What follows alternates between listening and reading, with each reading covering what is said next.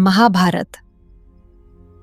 भीष्मची प्रतिज्ञा जिने इतिहास बदलला.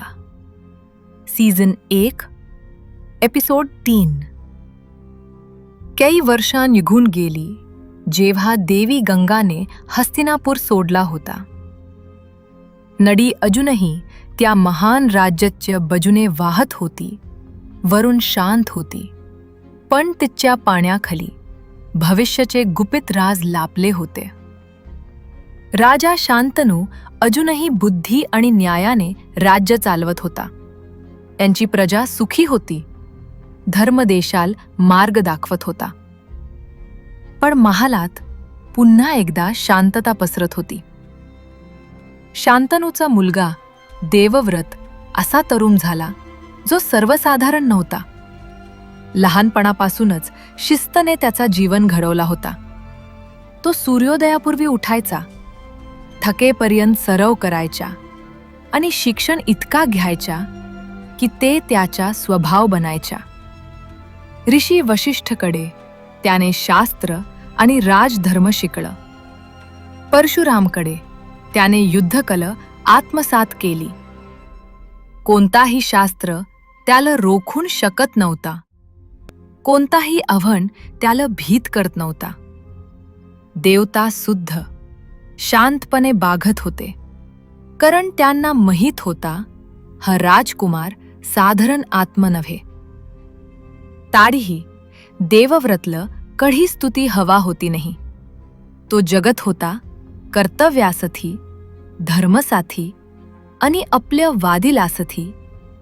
हस्तिनापूरचे लोक त्याच्या नाव अभिमानाने घ्यायचे. हा आपला भविष्याचा राजा आहे ते म्हणत. शांतनूची परंपरा पुढे नेणारा शासक. आणि शांतनू सुद्धा मनापासून हेच म्हणत होता. पण नियती वेगळ्या वातावर चलायला तयार होती. एक दिवस नदीच्या किनाऱ्यावर चलत असताना शांतनूने एक तरुणी मच्छीमारांशी बोलत असताना पाहिली. तिचे कपडे साधे होते, हातात मेहनतीचे निशाण होते, पण तारीही तिच्या उपस्थिती प्रभावली होती. तिचे डोळे स्थिर आणि निडर होते. तिचा नाव होता सत्यवती. मच्छीमारची मुलगी, होड्या आणि जाळ्यांमध्ये वाढलेली, पण जिच्यावर स्वतः नियतीची छाप होती. शांतनू तिच्याशी बोलले आणि त्यांच्या मनात पुन्हा एक भावना जागली गेली. ते तरुणपणाचा प्रेम नव्हता, पण एक शांत अशी इच्छा होती. आयुष्याच्या शेवटच्या काळात सहवास आणि आधार मिळवण्याची. शांतनूने त्या भावना दबावायचा प्रयत्न केला.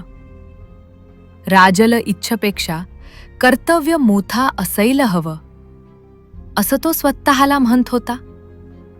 पण दिल कधी मुकुटाच्या ऐकत नाही. हळूहळू बदल दिसू लागला.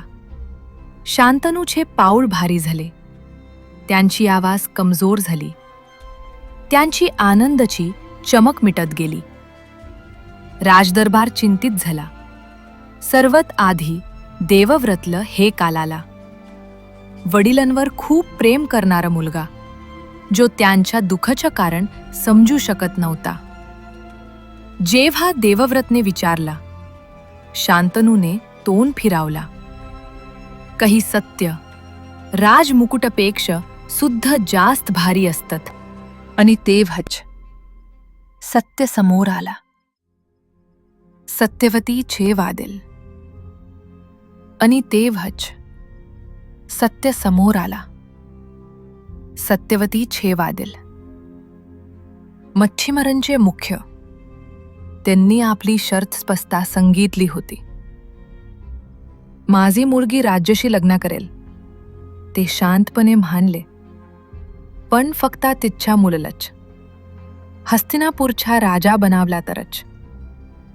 शांतनू हे मानायला तयार नव्हते. देवव्रता हे खरा उत्तराधिकारी होता. ऋषींनी शिकवलेला, प्रजेचा लाडका. त्याला गड्डीपासून दूर करणं अन्याय होता. म्हणून शांतनू मगे फिरले. इच्छेपेक्षा कर्तव्य निवडून. सुखपेक्षा शांतता निवडू. आता